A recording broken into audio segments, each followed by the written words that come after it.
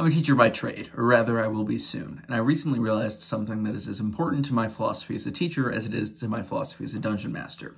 That is that balance is key in all things. I'm Quinn, it's good to have you here. If this is your first time, be sure to like, comment, and subscribe, and let's get into the topic of this video, which is balance in education, in D&D, and how those things are linked.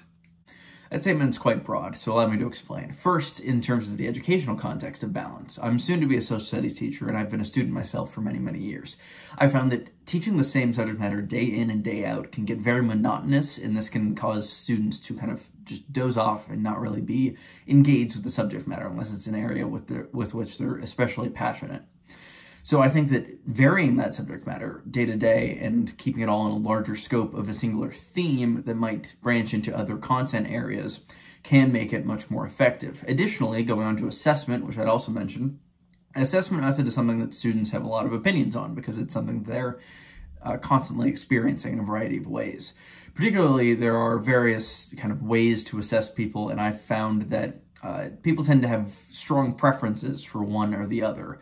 In my classroom, I aim to kind of mix between them. I want to have one presentation. I want to have one exam. I want to have one group project. Because I found that students tend to prefer one of those over the other and struggle with the remainder. Part of the reason I thought that I struggled with math so much in school is the fact that it's so kind of restrictive in its methods of assessment and its subject matter. And I just never felt like that was something that really gelled with me particularly. And I think that by mixing things up, by balancing between different areas of content all under a singular theme or different types of assessment, I think that students are able to be a lot more engaged and productive in the classroom. So how does this all apply to running Dungeons & Dragons? Pretty directly. My main point with this video is that monotony is the enemy of engagement.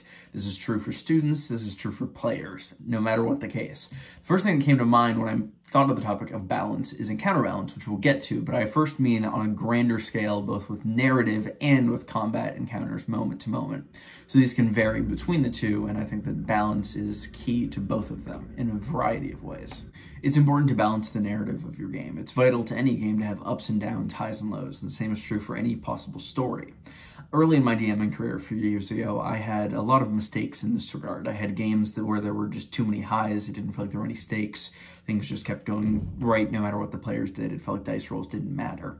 I've also had games where the opposite is true, it just becomes a kind of brutal march where players just have bad things happen to them continually.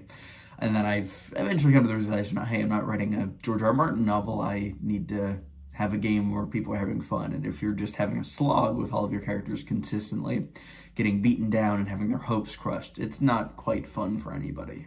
Now in my old age and having DM'd a fair bit, I found that the balance between the light and the dark is essential. I've found a ratio, essentially, that works in my games for essentially 2 dark beats for every 1 light beat. It's important to create good and evil balance, allow players to, despite the bad things that might be happening to them or things might be going wrong, they might roll poorly for a session or two, it's important to let them know that there's still good things happening in the world and their actions are still having an impact on the world. This good things happening could also not necessarily be good from a moral standpoint. I've run for neutral parties, I've run for evil parties.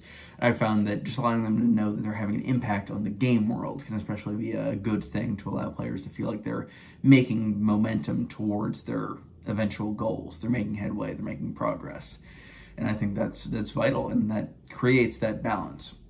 I do want to note that that ratio might not be the same in your game. I think that it very much depends on the party, and you're going to know your party better than I know your party. So if you need to invert that, if it's 2 light for every 1 dark, that also makes sense. It's just something that's going to end up varying depending on your DMing style and the dynamic of your group and everybody's individual goals.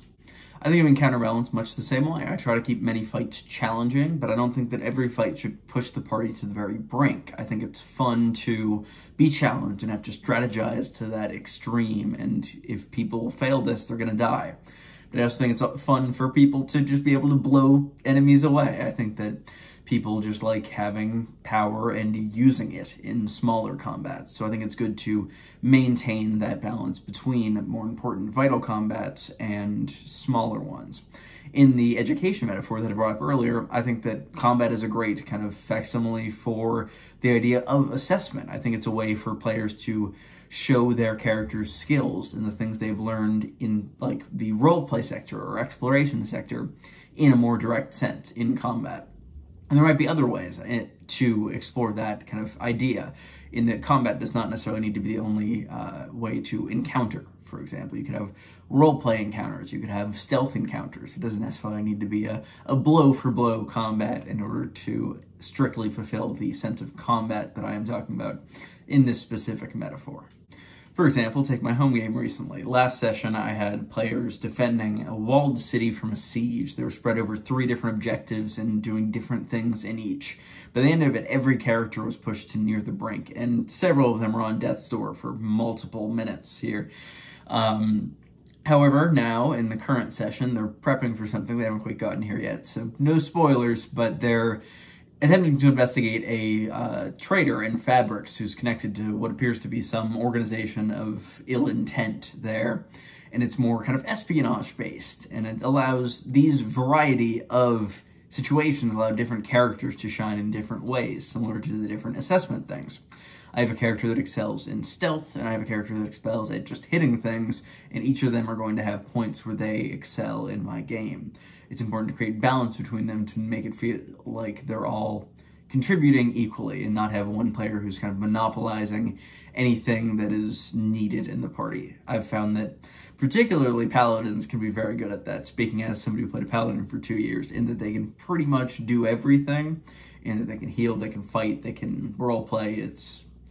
It's a lot, but I'm also probably biased as they're my favorite class. But I think that mixing encounters that have both a variety of objectives, being either defense, offense, stealth, what have you, and difficulty level, like I said earlier, between being pushed to the brink and being fairly easy, kind of a cakewalk. I think that mixing between both of those creates a balance that makes more folks happy more often. So that's the video on balance and education. What did you all think? I'd love to hear your thoughts. Comment below, like, subscribe, all that. This is probably my favorite video I've done so far, which is really fun to think about and utilize stuff that I've been learning in my classes and stuff that I've been learning from DMing. And I think that they're 2 things that can very much mesh together well. I hope to, when I do eventually have a job, run a club for something like this as well. That'll be quite fun. But I appreciate all of your time here, and I hope you all have a good day. Thank you. I've been Quinn the GM. You can find links below. Check those out. See you.